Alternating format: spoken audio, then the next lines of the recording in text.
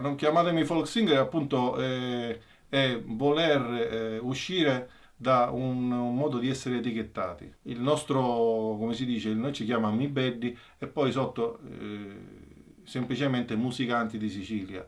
Ma non musicanti di Sicilia non vuol dire è semplicemente da dove veniamo, però non dice dove andiamo. Ecco, per cui non chiamatemi folk singer, invece un po' specifica questa nostra voglia di andare oltre la musica folk, ma questo già lo dimostriamo, lo stiamo già dimostrando da un paio d'anni con i nostri concerti, con i nostri live e con l'ultimo disco prima di questo che è della rivoluzione e di altri folclorismi in cui già si vede una nuova natura, per cui l'utilizzo appunto della batteria, della chitarra elettrica, di tanti altri strumenti che sono andati ben oltre la musica popolare ed etnica.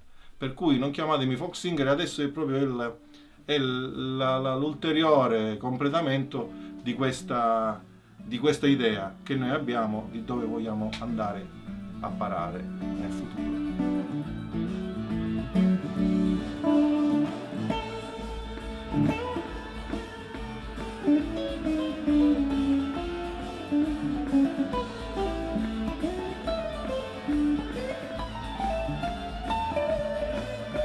Avevo sempre questa paura di stravolgere il loro suono, era molto facile stravolgere il loro suono con pochi suoni, ma basta attaccare una distorsione, avrei rischiato di veramente di rovinare anni e anni di loro lavoro per fare il loro sound.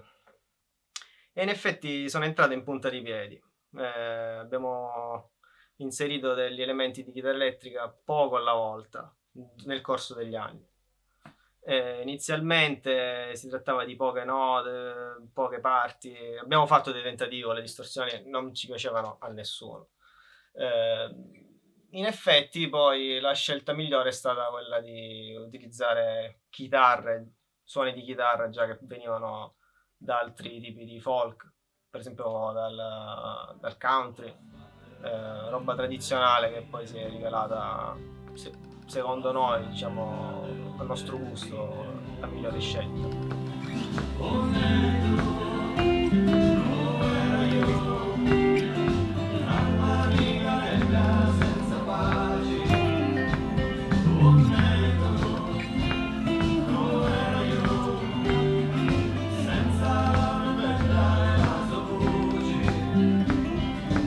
Quindi con qualche difficoltà, diciamo, a inserire la chitarra elettrica, ma sono anche passati, diciamo, 9 anni, e questi sembra ieri che sono entrato in questo gruppo, e quindi c'è stato modo di stravolgere effettivamente questo folk, di stravolgere con l'inserimento di questi elementi elettrici, cioè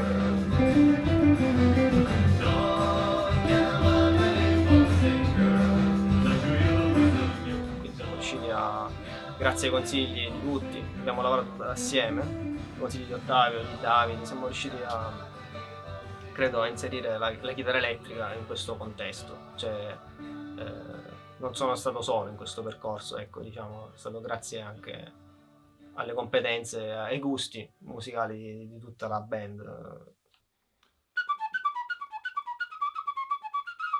Diciamo che andiamo oltre la musica etnica, perché noi facciamo anche delle contaminazioni che si possono definire come musica.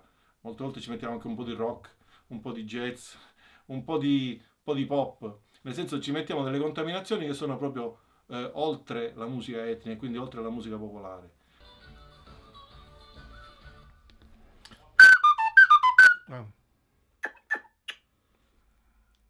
A occhio, a orecchio.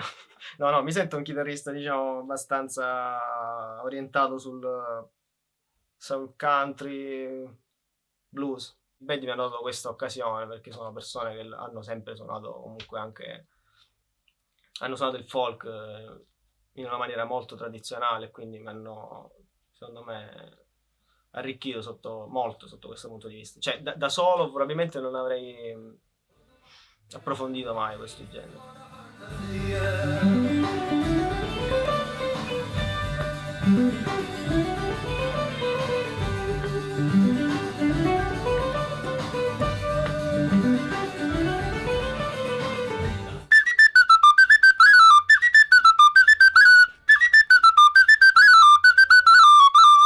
preferisco far ridere, però se qualcuno piange sono contento. Il brano è un brano popolare e tradizionale che è stato proposto da alcuni gruppi, fra cui un gruppo storico, i Cilliri, negli anni 70-80. Noi abbiamo preso questo brano e poi abbiamo aggiunto una seconda parte a tarantella, proprio perché abbiamo voluto, come si dice, amplificare la parte quella che dice appunto non, quando muori uno non piangete, ma ballate, mangiate, divertitevi, perché tanto si vive una sola volta.